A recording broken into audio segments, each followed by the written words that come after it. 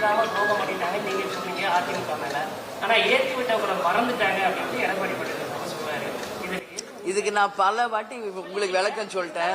இல்ல ஒரு ஊர்லயும் கேட்ட கேள்வியே தான் நீங்க பதில் சொல்லிட்டு இருக்கீங்க. இதுக்கு திருவண்ணாமலையிலே நான் தெளிவாக பதில் சொல்லிட்டேன். நேற்று தர்மபுரியில சொன்னேன். சேம் கொஸ்டின் தான் நீங்க கேக்குறீங்க, சேம் ஆன்சர் தான் என்கிட்ட எதிர்பார்க்கறீங்க. சரிங்களா? அதனால இப்ப நான் சொன்ன பிறகு அவர் பேசுவதை நிறுத்தி கொண்டார். அதனால மறுபடியும் அதை பத்தி நான் பேச விரும்பல. தெளிவான விளக்கத்தை உங்களுக்கு நான் திருவண்ணாமலையே கொடுத்துட்டேன். அதுதான் என்னுடைய பதில். பெரும்பான்மையா ஒரு குறிப்பிட்ட சமூகத்துக்கு மட்டுமே தொகுதி ஒதுக்கீடு தொடர்ந்து உங்களை விமர்சிக்கிறாங்க. அந்த மாதிரி தானே இருக்கு. இந்த தொகுதி 10 தொகுதியில தொடர்ந்து சொந்த சமூகத்துக்கு ஒதுக்கி இருக்கிறதாவே வெளிப்படையா விமர்சிக்கிறாங்க. அதை எப்படி பாக்குறீங்க? அதுக்கான காரணம் யார் விமர்சிக்கிறார்? சமூக வலைதளம் யார் விமர்சிக்கிறார்? சமூகம் எந்த சமூக வலைதளம்? அதெல்லாம் யாருமே எங்ககிட்ட இது வரைக்கும் அதை பத்தி பேசல. நீங்க தான் ஃபர்ஸ்ட் அதை பத்தி கேக்குறீங்க. புரியுதுங்களா? தேமுதிகவை பொறுத்த வரைக்கும் ஜாதி மதங்களுக்கு அப்பாற்பட்ட கட்சி. யாருக்கு சீட்டு கொடுத்துருக்கோம்? எங்களுடைய எக்ஸ் எம்எல்ஏஸ் கொடுத்துருக்கோம், சீனியர்ஸ்க்கு கொடுத்துருக்கோம், எங்க மாவட்ட செயலாளர்களுக்கு கொடுத்துருக்கோம். பார்க்க அரண்டவன் கண்ணுக்கு இருண்டதெல்லாம் பேய். ஸோ எதுவுமே நீங்க குற்றமாவே பார்த்தா குற்றமா தான் தெரியும். எங்க யாருமே இந்த கொஸ்டின் என்கிட்ட கேட்கல, புதுசா நீங்க கேட்கறீங்க. அப்படி எதுவுமே கிடையாது. தொடர்ந்து தனிப்பட்ட தாக்குதல் முதலமைச்சரையும் சரி, அதே போல உதயநிதி ஸ்டாலின் தனிப்பட்ட முறையில தாக்குறாரு. இல்ல அதுதான் நான் தெளிவா நேத்தே சொன்னேனே, அதே தான் திருப்பி கேக்குறீங்க.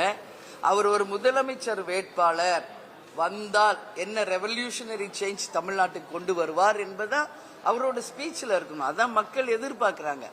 அதை விட்டுட்டு மூணாங்கட்ட பேச்சாளர் மாதிரி அவர் பேசுறதா எனக்கு வருத்தம் கொடுக்குது.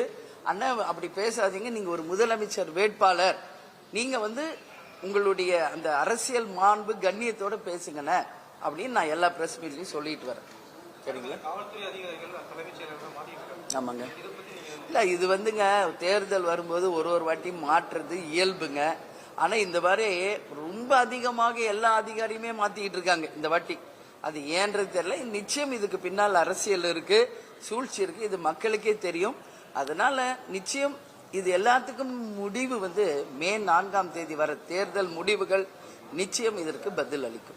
மேடம், நீங்க போட்டியிட விருதாச்சலமா இருக்கட்டும், அங்க மயிலமா இருக்கட்டும், சேலம் மேற்கு, ஓமலூர், தர்மபுரி இந்த மாதிரி பெரும்பான்மையான தொகுதிகளில் வன்னியர்கள் தான் பெரும்பான்மையா இருக்காங்க.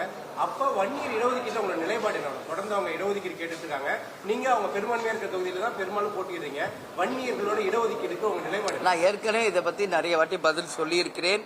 இந்த முறை தேர்தல் முடிவுகள் வரட்டும்.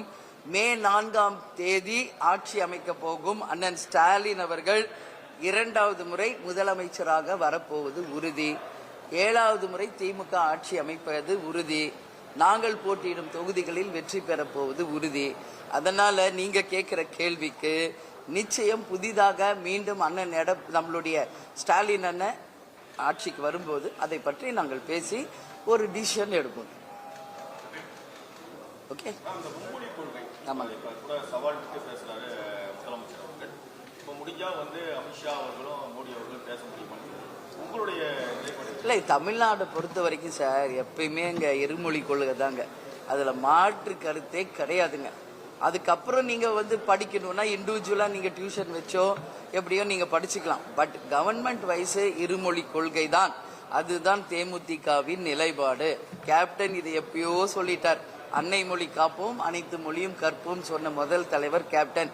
அன்னை மொழி தான் நமக்கான கண். நமக்கு ஒரு எப்போ நெசசரி இருக்கு, ஒரு ஜாப் ஆப்பர்ச்சுனிட்டி இருக்கு, இதுக்கு வேலைக்காக இன்னொரு ஸ்டேட்டுக்கு போறோம் அப்படின்னா நாம் யூஸ் பண்ற கண்ணாடி மாதிரி தான் அது வேற்று மொழி என்பது. அதனால் அன்னை மொழி காப்போம், அனைத்து மொழியும் கற்போம். நம்ம தமிழ்நாட்டை பொறுத்த வரைக்கும் இருமொழி கொள்கை தாங்க எங்களுடைய நிலைப்பாடு. ஆமாங்க. என்னங்க? அது நீங்க விஜய் கிட்ட கேட்க வேண்டியது என்கிட்ட கேட்டீங்கன்னா என்ன சார் இது? இல்ல இது நீங்க விஜய் கிட்ட கேட்கணுங்க. ஏன் 2 தொகுதியில விஜய் போடுறீங்க என்பதை நீங்க விஜய் கிட்ட கேட்கணும். என் கிட்ட கேட்டா நான் என்ன சொல்றேன்? இல்ல அவர் எவ்வளவு பேர் போட்டி போட்டிருக்காங்களே ஏற்கனவே 2 தொகுதியில. இந்த முறை விஜய் ஏன் போட்டி போடுறாருன்றது விஜய் தான் இதுக்கு பதில் சொல்லணும். இல்ல அவர் பேச மாட்டார் பிரஸ் கிட்டனா அவங்க கட்சியில இருக்கிறவங்க கிட்ட இதை கேட்டு நீங்க தெரிந்து கொள்ள வேண்டும்.